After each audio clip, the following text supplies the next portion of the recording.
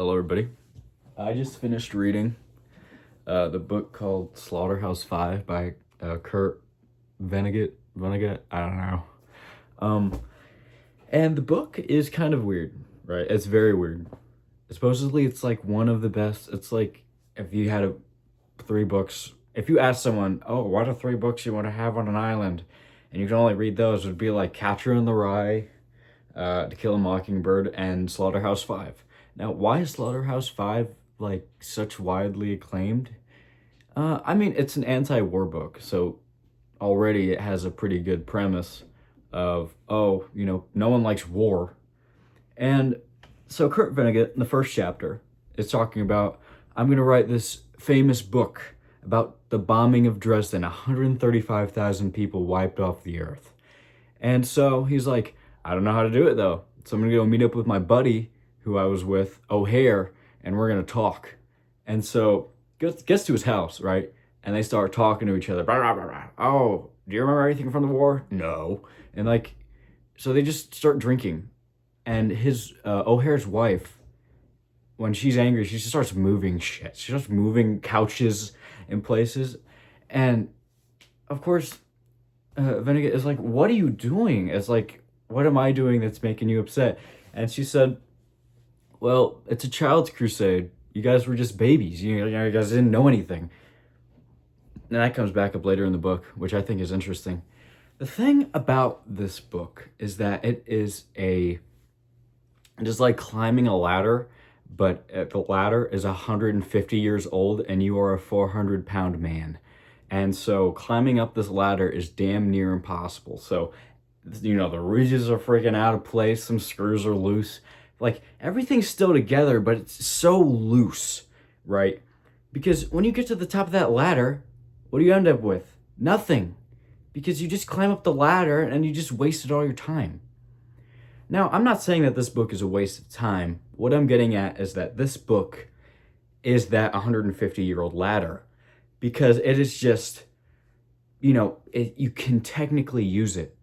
And you can try and gain something from this when there is nothing to gain from it. Just as Kurt Vonnegut says about war. As in, there is nothing to war. And that sometimes there is no explanation except when a bird says petweet tweet. Right?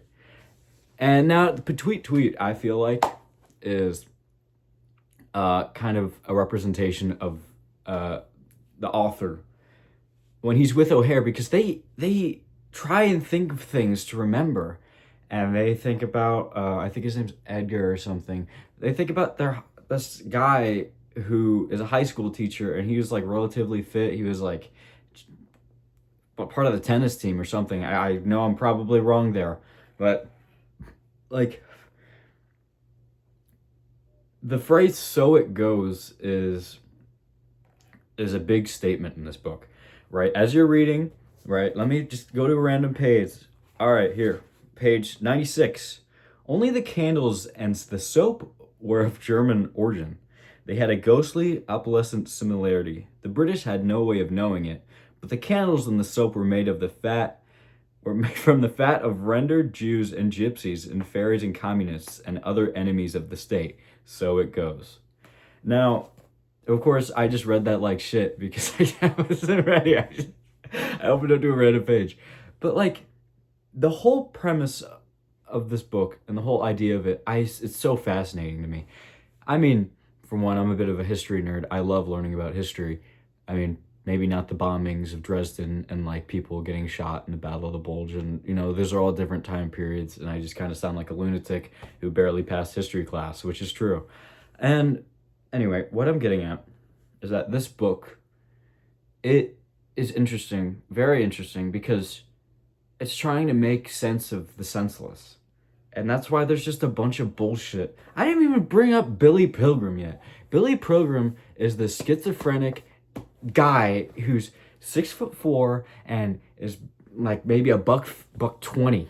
Like, he's just, somehow he just bobs up and down with his stupid dress shoes, and everyone hates him. And Billy travels through time and for whatever reason, he gets captured by the Tralfamadors, however you say that. And they're like, dude, we chose you. And then he's like, why? Why me? I'm just a dude. And he's like, why not? You know? And that's kind of the whole point of the story, is that there is no meaning to war. And that to try and explain war, as the end of the book says, is the wagon was green and coffin shaped, and birds were talking. One bird said to Billy Pilgrim, "Petweet tweet." And dude, I'd give the book. It's very very out there. It's very ambitious. I'd give it an 8 out of 10.